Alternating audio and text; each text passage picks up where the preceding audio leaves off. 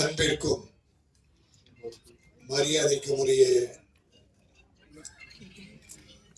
பாய் படத்தின் தயாரிப்பாளர், கதாநாயகன், அற்புதமான உடல் அமைப்பை கொண்ட ஆதவா ஈஸ்வர். ஆதவா என்றாலும் கடவுள், ஈஸ்வரும் கடவுள். அவர் ரெண்டு கடவுளையும் சேர்த்து வச்சிட்டு இருக்கார். கடவுள் உங்களை காப்பாற்றுவார். உங்கள் நல்ல எண்ணம், நல்ல மனம் வாழ்க.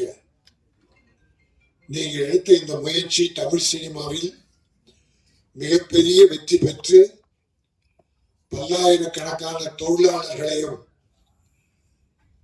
பல கோடி தமிழர்களையும் மகிழ்விக்க வேண்டும் என நான் ஆதவனாகிய ஈஸ்வரரை வேண்டுகிறேன். பாய், பாய் என்றால் சகோதரன், சகோதரன் என்று பொருள். பாய் பாய் கூப்பிடல, அண்ணன் அண்ணன் தம்பி, அதான் பாய்னா சகோதரன். எல்லோரும் சகோதரர்கள். எந்த தாய் வயிற்றில் நாம் பிறந்திருந்தாலும் மனித குலத்தில் பிறந்தவர்கள் சகோதரர்கள். அந்த சகோதரத்துவம் எல்லார் மனதிலும் பதிந்தால் கொடுத்தவர்கள் தானம், தர்மம், ஈகை அதை செஞ்சவங்க பெரியவங்க. ஒரு ஜாதி கொடுக்க மாட்டச்சுமோ என்னது என்று யாருக்கும் ஈயாதவர்கள், இழி கொடுத்தவர்கள் நம்ம பெரியவங்க சொல்லிட்டு போயிருக்காங்க. அதனால எனக்கு இது பெரிய, நிறைய விழாக்கள் கலந்து. பேரரசு அவர் பேருக்கு மட்டும் அரசு இல்லை, ஒரு வெற்றி படங்களை தயாரித்த ஒரு இயக்கிய அற்புதமான டைரக்டர் தம்பி ஜீவா, என்ற அருமை தம்பி ஜாக்குவார் உணர்வு உருவா பேசுவார். எங்களுக்கெல்லாம் அந்த ஒளிவு மறைவு, உதட்டல பேசுறது இதெல்லாம் வராது. என் தம்பி சுபாஷ் எவ்வளவு பெரிய விஷயங்களை சொன்னார். உடுமலை நாராயண கவி அவர்கள் போற்றி வணங்கியவர் கலைவாணர். கலைவாணர் அவர்கள் அவர் செய்த தர்மம் இன்னும் யாருமே உலகத்தில் செய்யலைங்க. கலைவாணர் NS கிருஷ்ணன். எம்ஜிஆர் சொன்னாரு, என்ன இப்படி வாரி வாரி கொடுத்துட்டு இருக்கீங்க, தர்மம் தானம் தர்மம் பண்றீங்களே ஏன்னா. என் குருநாதர் NSK கலைவாணர் கிட்ட வேலை பார்த்தவர் எம்ஜிஆர். நாடகத்துல கலைவாணர் குழுவுல மாசம் 100 ரூபாய் சம்பளம் அந்த காலத்துல. அதுல எம்ஜிஆர் வேலை பார்த்திருக்காரு. அப்ப கலைவாணர் வரவங்க எல்லாருக்கும் எடுத்து கொடுத்துருவாங்க. இல்லைன்னு சொல்ற வழக்கமே கிருஷ்ணகிட்ட, NS கிருஷ்ணகிட்ட இல்ல. அவர் போற்றிய ஒருவர் தான் உடுமலை நாராயண கவி. அவருடைய கொள்ளு பேத்தி. அந்த பாப்பா என்னுடைய பேத்தி தான். அந்த பாப்பா தமிழ்லயே பேசுன்னு நினைச்சேன். இங்கிலீஷ் நிறைய கலந்து பேசிச்சு. பரவாயில்ல, தப்பு இல்லை. ஆனா தமிழ்ல தாத்தா பேரை காப்பாற்றுமா? தமிழ், தமிழ் எளிமையானது, வலிமையானது, அடுத்தவரை வாழ வைக்கக்கூடியது. இந்த குழந்தைகளை வச்சு ஒரு அழகா ஒரு நாடகம் வித்தியாசமா இருந்தது. இந்த விழாவே வித்தியாசமா இருந்தது. ஒன்லி சாங்ஸ் போடுவாங்க, ட்ரெயிலர் டீசர் போடுவாங்க, நாங்க பார்ப்போம். இதை பார்த்து படம் நல்லா இருக்கும். சில நேரத்தில் டீசரே பார்க்க பிடிக்காது, வேற வழி இல்லை. நம்மளை சகோதரர்களை அழைத்துட்டாங்க. ஆனால் நம்ம ஆழ் மனதில இருந்து இது வாழ்க. இந்த தம்பி நல்லா வரணும், இந்த ப்ரொடியூசர் நல்லா வரணும், டைரக்டர் நல்லா வரணும். ஆனா இது எப்படின்னா ஆழ் மனதிலிருந்து வாழ்த்து வரும். ஆழ் மனதிலிருந்து வாழ்த்து வரும். எடுத்துக்கிட்ட விஷயம் சாதாரண அல்ல. அடுத்தவனை கெடுக்காது. நீ ஒருவனை பழி வாங்குறன்னு உலகத்தை பழி வாங்காத. நீ போற குண்டு ஒருவனை அழிக்கும் என்றால் அது எத்தனை பேர் குடும்பம் கெட்டு போகிறது. என் தம்பி ஜாக்குவார் கூட சொன்னார், அடிக்காம விட மாட்டேன், என்ன தொட்டாம விட மாட்டேன் அப்படின்னார். வள்ளுவர் ஒரே ஒரு குரல் சொல்லியிருக்கார், நிறைய சொன்னார். 1335 குரல் சொல்லியிருக்கார். ஒவ்வொன்றும் ஒரு தத்துவங்கள். இன்னா செய்தாரை ஒதுத்தல், அவர் நான நன்னயம் செய்து விடல். உலகத்துல யாருமே சொன்னது இல்லைங்க. இயேசுபிரான் கூட ஒரு கண்ணத்தில் அறிந்தால் இன்னொரு கண்ணத்தை காட்டிட்டார். ஆனா வள்ளுவர் என்ன தெரியுமா சொன்னாரு? இன்னா செய்தாலே, உனக்கு ஒரு கெடுதல் ஒருத்தன் செஞ்சா அவனுக்கு நன்மை செஞ்சிரு, அப்பதான் வெக்கப்படுவான், செத்துப்பான். ஐயோ நம்ம கெடுதல் பண்ணவர் எனக்கு நல்லது பண்ணிட்டாரு அப்படின்னு வள்ளுவர். இன்னா செய்தாரை ஒருத்தல் மன்னித்தல் பொறுத்து கொள்ளுது. எப்படின்னா அவருக்கு நன்மையும் செய்து விட, நல்லது பண்ணிடு. உலகத்துல யாருமே சொன்னது இல்லைங்க. பழிவாங்கு, கொன்னுடு, வெட்டிடு, சுட்டு, அழிச்சிடு.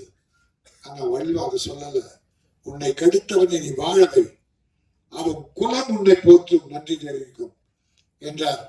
மனித நேயத்தை மையப்படுத்தி எடுத்த படம், மனித நேயத்தை மையப்படுத்தி எடுத்த படம். என் தம்பி டைரக்டர், எனக்கு ஆச்சரியமா இருந்தது. உடற்குறை இருந்தாலும் உள்ளக்குறை இல்லை தம்பி. இறைவனை சொல்றதா என்ன சொல்றது தெரியல. ஏதோ ஒரு குறை உடல்ல வந்துருச்சு, ஆனா உள்ளம் உறுதியானது. அற்புதமா பண்ணிருக்கீங்க, பிரமாதமா பண்ணிருக்கீங்க. மனித நேயம் பற்றி அற்புதமா சொல்லியிருக்கீங்க. மத நல்லிணக்கம் உண்டா இந்தியாவில்? மத நல்லிணக்கம் இருக்கான்னு இருக்க எப்படி சொல்றீங்க? இந்த மேடையில குத்து விளக்கு ஏற்றி வச்சாங்க, அந்த மேடையில குத்து விளக்கு ஏத்தனாங்க. அப்துல் கலாம் தான் அந்த குத்து விளக்கு ஏத்தனார். குத்து விளக்கு ஏற்றி வச்சாங்க. குத்து விளக்கு இந்துக்களுக்கு சொந்தமானது. அப்ப இன்னொரு அம்மா, கிறிஸ்துவ அம்மா வச்சு ஒரு விளக்கு ஏத்தனாங்க, மெழுகுவர்த்தி. மெழுகுவர்த்தி வச்சு அந்த ஒரு தீயை ஏத்தனாங்க. இப்ப குத்து விளக்கு இந்துக்களுக்கு சொந்தமானது. மெழுகுவர்த்தி ஏத்தன அம்மா கிறிஸ்துவர், நான் இஸ்லாமியர் என்று சொல்லப்படுகிறேன், நான் இந்த விளக்கை ஏற்றி இருக்கிறேன். அப்போ இந்துவும் முஸ்லீமும் கிறிஸ்துவர்களும் ஒன்னா சேர்ந்து நான் இந்த விளக்கை ஏற்றணும்னா, இந்தியாவை போல உலகத்துல மத ஒற்றுமை எங்கேயுமே இல்லை அப்படின்னா. இன்னொன்னு கேட்டாங்க, பொக்ரான்ல அணுகுண்டு வெடிச்சீங்க, ராக்கெட் விட்டீங்க, இது எல்லாத்த விட நீங்க எது உங்கள் மனதை, ஆழ் மனதை இனிமைப்படுத்தியது, உங்களை மகிழ்வித்தது எது, நீங்க ஆத்ம திருப்தி அடைந்தது எது? பொக்ரான் வெடிகுண்டா, ஜனாதிபதி பதவியா, ராக்கெட் விட்டதான் கேட்டாங்க. இது மூன்றுமே இல்லைன்ற, இது மூன்றுமே இல்லை. ஹைதராபாத்திலே போலியோவால் பாதித்த குழந்தைகள், பல குழந்தைகள்ல ஒரு பெண் குழந்தை அந்த நடக்க முடியாம ஒரு 4 கிலோ வெயிட் உள்ள ஒரு இரும்பு உபகரணம் செய்து காலில் மாட்டி அந்த குழந்தை நடக்க முடியாம இழுத்து இழுத்து இழுத்து நடந்திருக்கு. அதை ஒரு நண்பர் சொன்னார், இது ஏதாவது செய்யக்கூடாதா? உடனே அப்துல் கலாம் 400 கிராம் உடைய ஒரு அது என்ன பொருள் நினைவில்லை,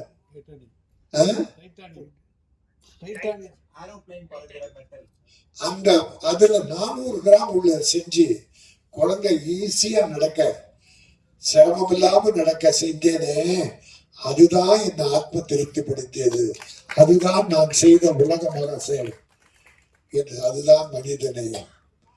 ஆக அப்துல் கலாம் போன்ற மனிதர்கள், காமராஜர் போன்ற மனிதர்கள் இந்த நாட்டில் பிறக்க வேண்டும், மீண்டும் மீண்டும் பிறக்க வேண்டும்.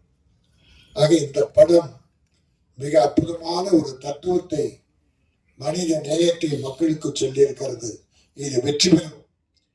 இப்படிப்பட்ட படம் எல்லாம் 100 படம் வந்தாலும் ஒரு 5 படம் தான் வெற்றி பெறுது. பெரிய படங்கள் வேற, அது கலெக்ஷன். வெற்றி படமா என்பது வேற.